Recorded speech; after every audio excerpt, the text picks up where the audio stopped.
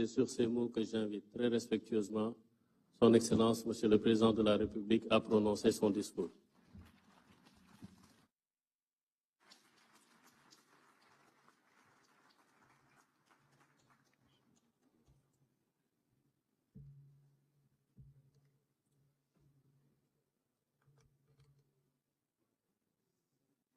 Monsieur le Président de l'Assemblée nationale, Monsieur le Premier ministre, Mesdames, Messieurs les membres du gouvernement, honorables députés, Madame la vice-présidente du Conseil constitutionnel, Monsieur le Président de la Cour suprême, Monsieur le Premier président de la Cour des comptes, Monsieur le Premier président de la Cour d'appel de Dakar, Monsieur le Président de la Commission électorale nationale autonome, Monsieur le Président du Conseil national de régulation de l'audiovisuel, Monsieur le Président du Haut Conseil du dialogue social, notabilités religieuses et coutumières, Mesdames, Messieurs les représentants de la société civile, Mesdames, Messieurs les représentants des syndicats et organisations socio-professionnelles, chers invités en vos rangs, titres et qualités, Mesdames, Messieurs, nous voici rassemblés dans le cadre du dialogue pour la deuxième fois depuis mon accession à la magistrature suprême. Pour cette année, nous ouvrons des concertations larges et inclusives autour du thème d'intérêt national, à savoir le système politique. En assistant à cette belle rencontre qui nous réunit, et qui réunit toutes les forces vives de la nation, nous répondons à l'injonction du respect de la date codifiée dans le calendrier républicain. Ce dialogue en temps de paix nous enracine davantage dans la tradition continue de concertation et de préservation d'une paix sociale qu'il nous incombe de construire en permanence. Mesdames, Messieurs, l'implication de toutes les sensibilités de notre société dans la gouvernance institutionnelle de l'État, et s'il en était encore besoin, une preuve de la rupture systémique qui traverse aujourd'hui toute l'action publique. Ma conviction profonde est qu'au-delà des acteurs politiques, lorsqu'il s'agit de se projeter dans le temps long des réformes qui façonnent notre système politique, toute la société a voix au chapitre. Ainsi devons-nous définir par la quête du consensus et par les délibérations collectives la charpente institutionnelle et normative qui préfigure la vie de notre société politique. C'est toute la vertu d'un dialogue organisé en temps de paix. Non pas donc pour juguler une tension sociopolitique stressante pour toute la collectivité, mais pour écrire ensemble des pages encore plus belles de notre récit politique national. Mesdames, Messieurs, l'expression « le Sénégal est un pays de dialogue » n'est pas le fruit du hasard. Nous la devons à un héritage consolidant de Pencho et de Disso, à une conscience politique mûrie par l'histoire, à une culture de la pondérance héritée de nos devanciers. Notre responsabilité, c'est de préserver cet héritage et de le transmettre intact. Au demeurant, nous devons nous garder de l'immobilisme ou du statu quo. Nous devons interroger régulièrement les dynamiques sociétales dans notre cher pays. En effet, les tensions qui ont traversé le Sénégal sont encore trop vivaces pour être oubliées. Des vies ont été fauchées. Des familles pleurent encore leurs morts. Des blessures morales attendent d'être pensées.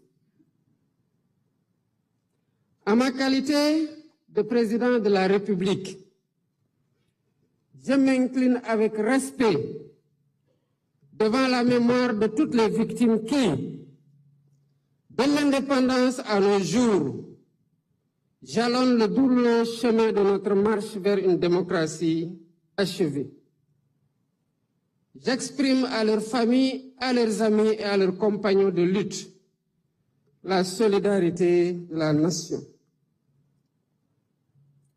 Mon rôle en tant que garant de l'unité nationale est de tendre la main à toutes et à tous pour rassurer, pour rassembler, pour apaiser et réconcilier, afin de concerter la paix, conforter la paix et la stabilité indispensables au développement économique de notre pays. Dans cette dynamique, le gouvernement assumera la plénitude de sa mission. L'opposition sera respectée et exercera librement ses droits dans le respect de la loi.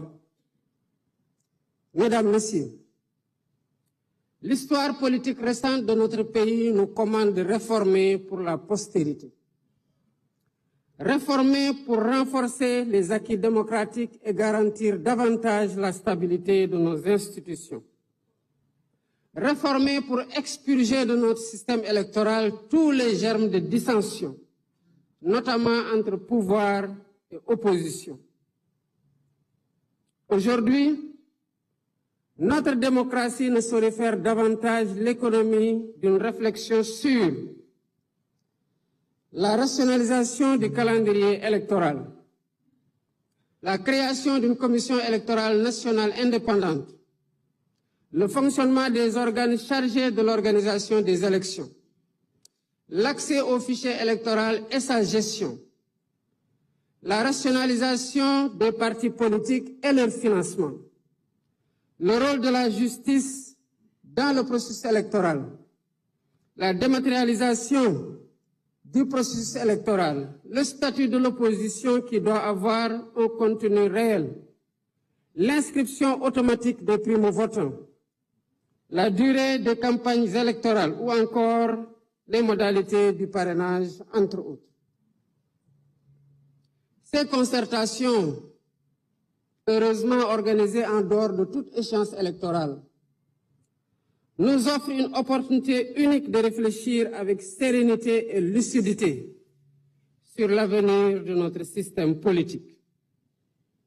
Ensemble, nous avons la responsabilité de repenser nos institutions en nous appuyant sur les principes fondamentaux de la démocratie, le respect des libertés individuelles et collectives, ainsi que sur les réformes constitutionnelles et législatives indispensables.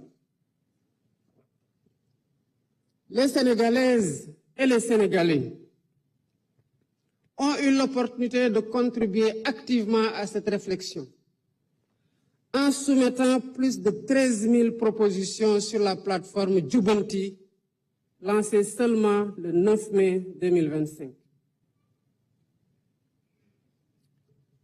Cela veut dire qu'au-delà de la forte attente de nos compatriotes quant aux résultats de ces assises, cet engouement traduit un encouragement pour tous les participants et un appel pressant au sens des responsabilités afin d'arriver à des consensus forts et productifs.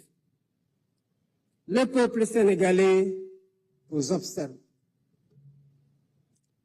Mesdames, Messieurs, je voudrais à cet instant solennel adresser mes vives félicitations au facilitateur général du dialogue national, le Dr Cheikh Gueye,